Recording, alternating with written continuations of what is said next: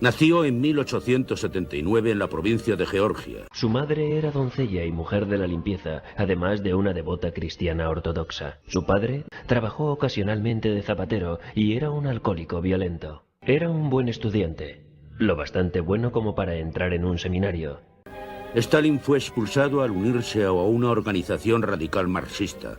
En Rusia estas ideas se transformaron en un movimiento político, el bolchevismo, por Vladimir Lenin, a quien la policía del zar consideró lo bastante peligroso como para exiliarlo a Siberia. Jugó un papel menor como agitador cuando comenzaron las huelgas y los disturbios en las ciudades de Tiflis y Batumi.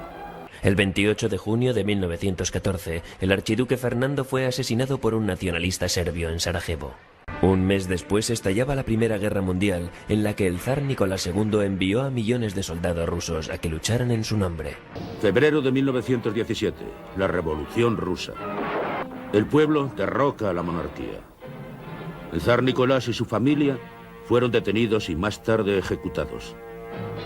Se estableció un gobierno provisional controlado por socialistas moderados. Pero en abril, Lenin regresó a Rusia exigiendo una victoria total del proletariado. La gente necesita paz, diría él, y ellos os han dado guerra, hambre, penurias, y la tierra sigue en poder de los terratenientes.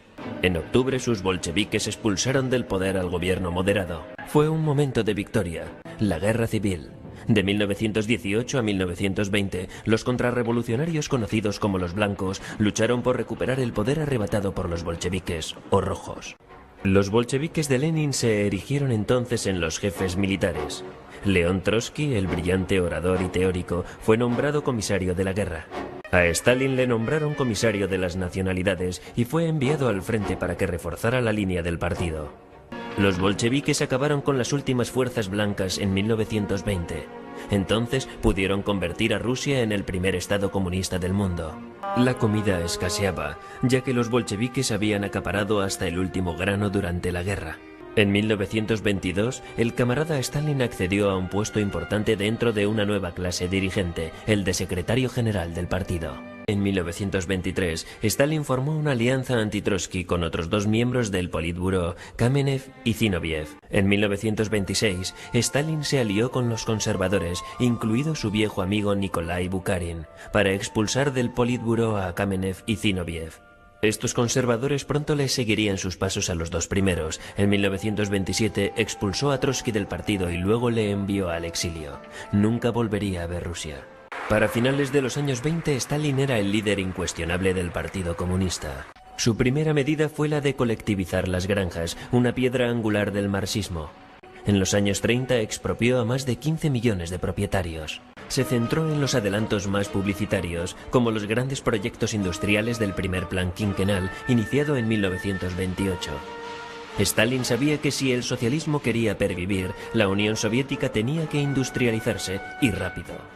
Desde el año 36 al 38, la vieja guardia bolchevique fue condenada en base a ridículos cargos de espionaje y contraterrorismo. Stalin aprobó las sentencias de muerte de estos hombres, aunque sabía que sus confesiones habían sido arrancadas bajo tortura.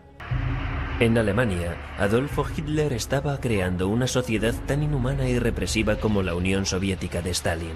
En 1938 Hitler ocupó Austria. Para marzo de 1939 toda Checoslovaquia había sido ocupada por los nazis. Stalin sabía que tenía que aliarse con alguien. Antes había flirteado con los occidentales, pero Alemania parecía una apuesta más segura. Ellos podían ofrecerle territorios, las repúblicas bálticas y media Polonia, y paz, al menos temporalmente.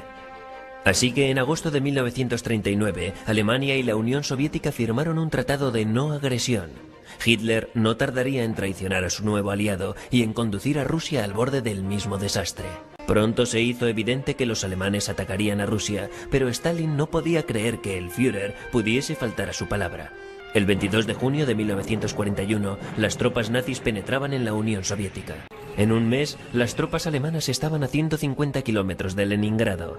Smolensk cayó el 16 de julio. En octubre, los alemanes estaban peligrosamente cerca de Moscú. Comenzaron los preparativos para desplazar el gobierno a Kuibysev, a 800 kilómetros de Moscú. Las tropas soviéticas lucharon con valentía y el invierno ruso comenzó a dejar heladas a las fuerzas alemanas, congelándoles la gasolina y dejándoles sin provisiones. Al final, los nazis no pudieron mantener las posiciones tan duramente ganadas.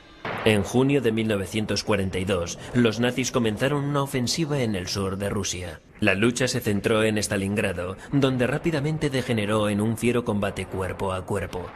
Las tropas nazis comenzaron a retirarse de Stalingrado el día de Navidad de 1942. La guerra duraría otros 2 años y medio, pero ahora se divisaba ya la victoria soviética. A comienzos de 1945, los rusos habían ganado la guerra, pero el costo había sido enorme. Habían muerto más de 25 millones de rusos, 6 veces más bajas que los alemanes. Stalin se juró que Rusia nunca volvería a ser vulnerable.